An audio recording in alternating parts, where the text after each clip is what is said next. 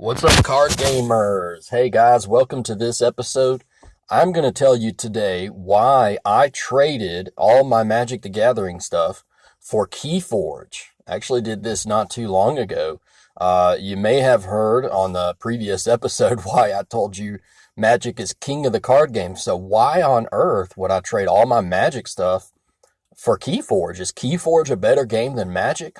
Well, I'm not sure about that, but I'm going to tell you why I made this decision, and I'm also going to tell you some things I like and don't like about Keyforge, which I think is a really wonderful game. But around the time that my daughter was born, this was in 2018, fall of 2018, me and my buddy were pretty active in Magic. We played Standard, and so we were showing up, I would say, every few weeks to play some games.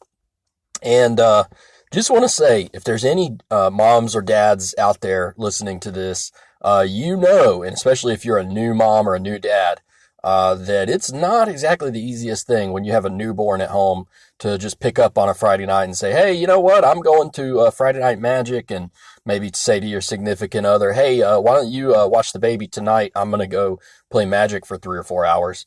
That usually doesn't work too well. So what position I found myself in was when my daughter was born, I knew I didn't have as much time to invest in physically going to play at Friday Night Magic at any given time. And in addition to that, sort of the Magic routine, at least my Magic routine of checking out spoilers and keeping up with what cards are coming out, and also keeping tabs on like prices and value of cards.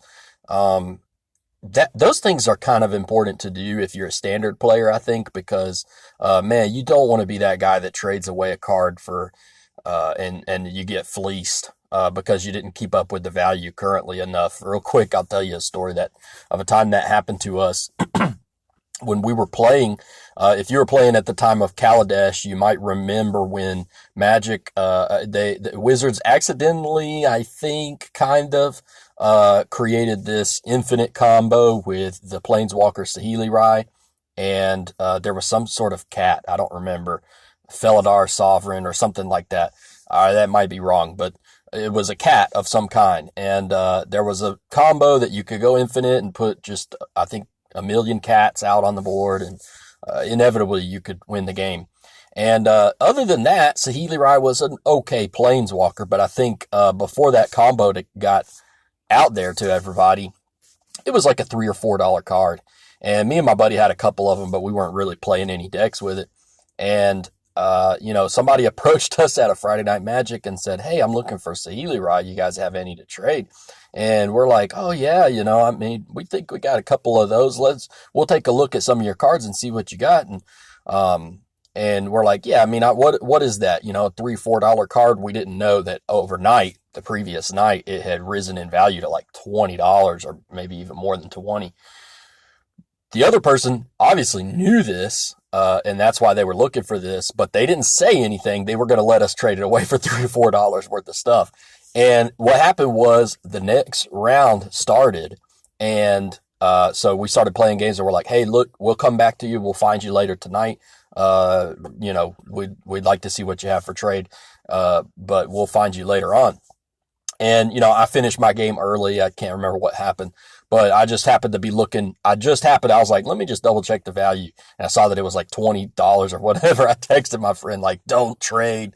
I sent him the link to TCG Player or whatever. I was like, look, make sure you get equal value. And then, of course, when he asked for that, the person, I don't think was interested in giving the equal value. So, yeah, anyway, that you got to stay up, man, because otherwise stuff like that will happen. Had we found out the next day, we would have been kicking ourselves that we had given one that was more valuable for less. But I guess that all corrected when one of the cards got banned. But anyway, not what I'm talking about today.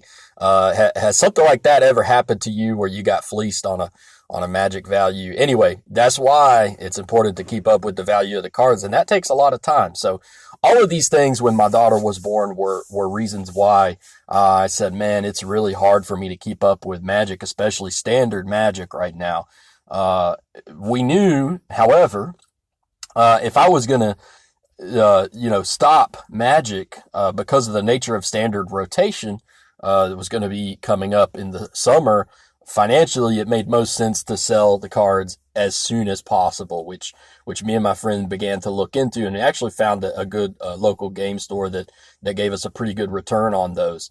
And when we did, there was a guy there who told us about Keyforge. And of course, when we first heard, because people are always like, hey, have you heard about this new game? And then we're always just like, yeah, whatever, kind of shrug our shoulders. But he showed it to us and we're like, man, it does look pretty cool. I remember them telling us that, you buy one deck and play with Keyforge. Every deck is unique. You can't, when you buy a product and you have that 36 card deck, I think it is, and there's a deck list that comes with it, you can't take that deck apart and then go build whatever you want. Like, that is your deck that you play with. And now, of course, if you don't like it, you could go buy another deck and then play with that deck. But the decks are unique and they stay together with that deck list. You don't take apart, and there's no deck building, so to speak. They also, FFG, who makes Keyforge, said that they did not intend for there to be any type of rotation where, decks from this set are no longer playable or are not allowed in this format. So that was appealing. And the no deck building, I was like, man, I don't know really what I think about this, but it came to be over time that it was very appealing to me. I saw some gameplay videos. It looked like a lot of fun. And I said, you know what? I'm going to try this Keyforge thing, and maybe I can keep up with that. I know I can't keep up with Magic right now, but maybe I can keep up with Keyforge. So I'm going to tell you in just a second. I'm going to take a quick break, but when I come back, I'm going to tell you some things I like and don't like about Keyforge. Overall, it's an awesome game, but I'll tell you what my experience with the game has been in just a couple minutes. All right, what do I like and what do I not like about Keyforge? First, let me say deck building, no deck building specifically, is both of those things. I have found it to be good and bad when it comes to Keyforge. The good of not having to worry about deck building is that you're not constantly chasing after cards. Well, unless you want to, unless you're looking for certain cards, then you can go out online and find decks that have the cards you want. But you don't need to do that. You don't look at a set that comes out and say, all right, well, I like this card, this card, this card, so I got to go get a bunch of those. No. You just go buy a deck for $9.99 or whatever it is, and then you have what you need to play a deck. So it's convenient in a way, and it's nice that you don't have to chase down a bunch of cards. It's kind of bad because you don't really get that feeling, and this is one of my favorite things with collectible card games, trading card games, is that feeling of seeing a card's effects and then seeing another card effects, maybe similar or somewhat related, and then seeing, oh man, I wonder if I can use that to combine with this to do this, and then maybe seeing that in a couple other cards and saying, oh man, I could make a deck out of this. I wonder, can I do this? Does this work? And then you put it together, and that feeling, man, when you play the game and it works the way you intended, and that's just an awesome feeling, that deck building feeling. And so you don't really technically get that with Keyforge, although I have noticed it come around in some different ways of kind of discovering cards that maybe you wouldn't have combined together or wouldn't have thought about combining together, but that's the way your deck is. And so by playing your deck out, you kind of notice some combos maybe that you wouldn't notice before. So no deck building in Keyforge, I kind of see it as a good and a bad thing. It's kind of both. One other thing I don't like about Keyforge, I will say, the competitive Archon format, which is kind of the standard format. If you go to a store that plays Keyforge regularly, I will say for the most part, in my experience, usually they play Archon format, which is where you bring whatever deck you want and you play those decks against people in a tournament or whatever. that seems to be the standard. Every once in a while, you'll see places do sealed events, which are actually, I prefer sealed, because I think it kind of evens the playing field a little bit. But I know there's some things that people don't like about if you get like a not very good deck, then it's hard to win at sealed, and I understand that, but at least at the end of the day, you walk away with something. But anyway, the competitive Archon format, and I want to stress the word competitive. When you're talking about a higher end tournament, possibly like a store championship or a region, I forget what it's called, region championship or whatever. Things like that are, man, the decks that you'll see at events like that can be pretty competitive decks. And now here's the problem with that. In Keyforge, you just have to have another very competitive deck. You can't just say, like, so in Magic, for example, if I am going to a competitive Magic, I can make sure that my deck list is as competitive as theirs. I can go get the rares and whatever it is that I need and trade other cards maybe that I don't need to get those. In Keyforge, it doesn't really work that way. You just have to have a really good deck. And now some of these nice decks can go pretty high on the secondary market, which is another thing that's kind of good and bad about Keyforge. So first, to finish that thought before I get to the secondary market, man, I did go to a competitive Keyforge event. I thought I had what was a pretty good deck, not obviously top end, but I thought, well, maybe I'll catch some people off guard and do pretty well. I did make top cut, so I did feel pretty good about it. But, man, I faced some decks that I just knew. I said, this, first of all, is a deck that could sell for probably my opponent's decks. I faced a couple that I said, if this sold online, it could probably sell for a couple $100. And two, I knew that my deck had no chance of winning against them. So that's kind of a bad feeling, in my opinion. When you go and you see the opponent, what they have, and you know nothing I can do to win this game, that's kind of not the best. So competitive Archon formats, I'm going to say they're somewhat inaccessible. Now, I'll say the flip side of that is casual Keyforge is really fun and easy to get into. Sealed is really easy to play and have a great time and walk away with some stuff. And you might open a really good deck. So, I don't say that at all to diminish how good I think the game of Keyforge is. I just want you to know, if you're getting into it or considering it, that high-end competitive formats have really good decks. So you need to be ready for that. And if you're okay with that, then that's a good thing.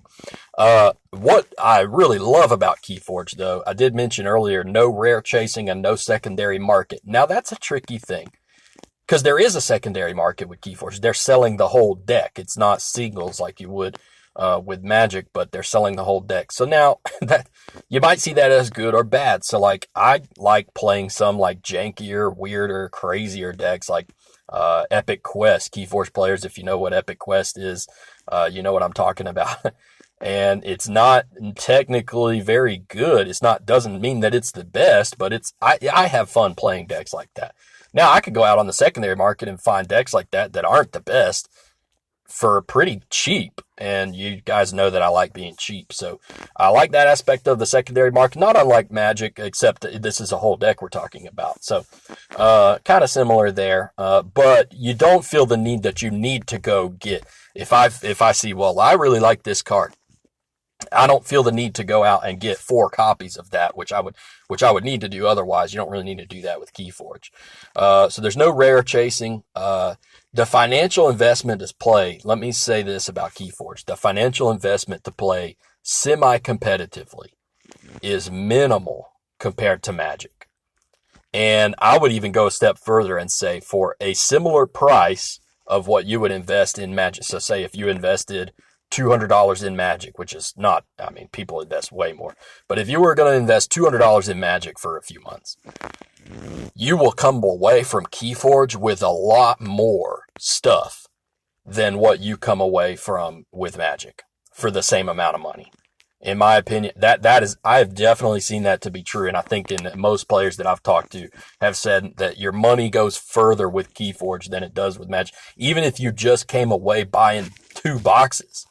Think about this. If you bought 2 booster boxes of Magic cards compared to 2 booster boxes of Keyforge cards, if you bought a booster box for Keyforge, you'll get actually I think it's 12 decks in a box. So you have 24 playable decks. Now you might go through that and say, well, these 15 are trash. These 3 or 4 are really interesting. And then the rest are somewhere between good and, above average. And maybe this one's really good. So I'm not going to say, well, you'll get the same amount of enjoyment out of every single deck. Maybe you will. And I encourage people to play with every single deck that they open to get the most fun experience. But, that is way more, that is way more mileage you'll get out of the Keyforge stuff than if you just spend a couple $100 on Magic cards. Now, everybody might hear that and say, man, nobody's just going buying 2 booster boxes of Magic. If you do it that way, you're doing it wrong. Okay, that's fine. But even if you go on a budget, get a really good deal, buy just the singles you want for Magic. And remember, I'm a standard player. So if I get $200 worth of singles, yeah, I can build some great standard decks. But then what am I going to do with those here in, a couple of years at tops when standard rotation comes and I can't play those decks anymore? Now I can trade those to a commander player. I can start playing commander. There are options. There are things that you can do, but man, overall, I will say the mileage that you get out of a Keyforge for the same money investment is way more than Magic. And as a cheapskate, you guys know I'm a cheapskate, that definitely appeals to me. And one thing that's related to that, another thing I like about Keyforge, the fact that it's evergreen. I can still play decks from the first set against decks from the third, or what are they on now? I think they just did the third. They're about to release the 4th set. I don't have to keep up with the secondary market to see like what the value of a card is, really, so to speak. I mean, my decks are my decks, so I'm not going to be switching cards in and out. I don't have to keep up with rotation. Hey, is this still standard legal? So far, they haven't done that with the game, and I don't need to do that as a Keyforge player. So what I found was, going back to why we got rid of the Magic, is because I just didn't have that much time to invest in it. But if you're like me, anytime I go away from a card game, for whatever reason, I always feel that itch to like, man, I feel like I should be playing a card game here. But what's great about Keyforge for me is I feel like I can invest as much or as little time as I want to in it. Whereas if I'm playing standard Magic the Gathering, I feel like if I'm going to do it, I really need to invest a good amount of time into it. And that wasn't working for me at this point in life. Now, maybe a little bit later on as my daughter gets older, I don't know if she'll care about the cards at all or not, but maybe I'll go back to Magic at some time. I don't know. Magic is an awesome game. I have nothing against Magic, but I will say one good thing about this. I've really enjoyed my time playing Keyforge. Have you tried Keyforge, first of all? And if you have you enjoyed your time playing Keyforge? If so, tweet me at cheapcardgamer1 and let me know your experiences with that. You can email cheapcardgamer@email.com. As always, follow on Spotify, follow on whatever listening platform that you utilize to hear the show. I appreciate that very much. You guys have a wonderful game. Keep gaming. I will see you guys next time.